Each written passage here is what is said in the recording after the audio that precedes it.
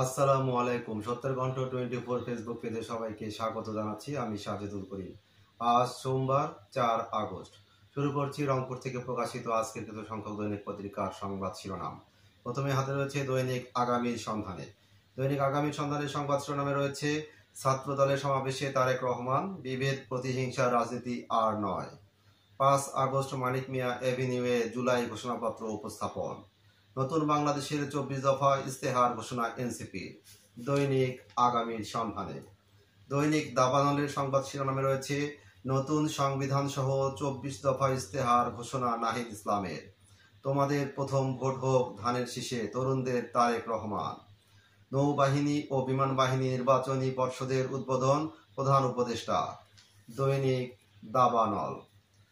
দৈনিক 52 আলোর সংবাদ শিরোনামে রয়েছে খাদ্যের লাইসেন্স দিয়ে ঘুষ আদায় 60,000 টাকা। নৌ ও বিমান বাহিনী জনগণের পাশে দাঁড়ানোর ধারা অব্যাহত রাখবে প্রধান উপদেষ্টা। দৈনিক 52 আলো। দৈনিক প্রথম খবরের সংবাদ শিরোনামে রয়েছে নতুন সংবিধান প্রণয়ন সহ 24 দফা ইস্তেহার ঘোষণা এনসিপি। সংবাদ মাধ্যম সরকারের চেয়ে জনগণের কাছে বেশি দায়বদ্ধ, মাহফুজ আলম। দৈনিক প্রথম খবর। দৈনিক যুগের আলোর সংবাদ শিরোনামে রয়েছে যুক্তরাষ্ট্রের সঙ্গে শুল্ক চুক্তি এই মাসে। নৌবাহিনী ও বিমান বাহিনী নির্বাচনী পর্ষদের উদ্বোধন প্রধান উপদেষ্টা। দৈনিক যুগের আলো।